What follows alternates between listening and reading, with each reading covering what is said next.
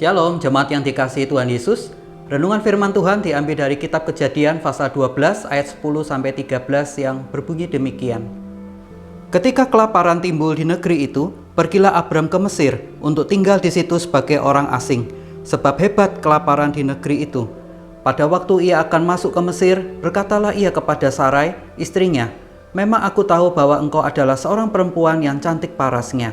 Apabila orang Mesir melihat engkau, mereka akan berkata, itu istrinya. Jadi mereka akan membunuh aku dan membiarkan engkau hidup.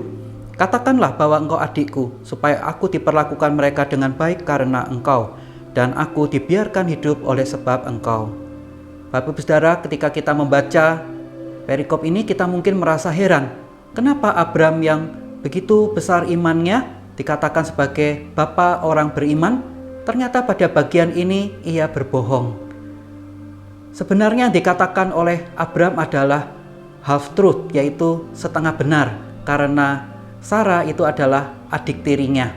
Tetapi dalam hal ini ia tidak berkata yang sebenarnya. Abraham mengalami krisis iman karena ia dipanggil Tuhan menuju Kanaan, tetapi di negeri itu ternyata terjadi kelaparan, sehingga ia pergi ke Mesir. Dan di sana ada suatu kebiasaan, kalau ada seorang wanita cantik akan diambil oleh Firaun, maka suaminya itu akan dibunuh. Maka dalam hal ini Abraham berpikir, ia mau mengatakan bahwa mereka adalah kakak beradik. Bapak Ibu Saudara, iman Abraham adalah iman yang sedang di dalam proses, sehingga dalam hal ini terjadi naik dan turun, ups and down. Jadi di sini kita melihat Abraham mengalami krisis kepercayaan. Dia kurang percaya bahwa Tuhan sanggup memelihara dia dan Sarah. Tetapi dalam hal ini kita melihat betapa Tuhan itu baik, mau menolong Abram dan Sarah, sehingga dengan cara Tuhan, Abram dan Sarah dapat terlepas dari tangan Firaun.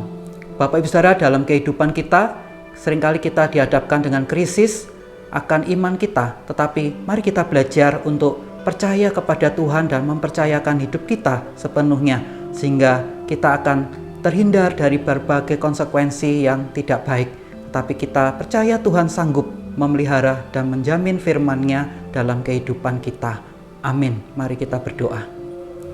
Bapa di surga, terima kasih untuk kebenaran firman-Mu.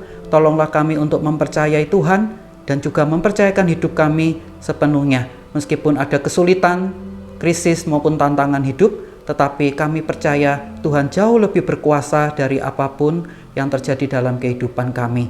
Terima kasih ya Bapa. Di dalam nama Yesus Tuhan Juru Selamat kami berdoa. Amin.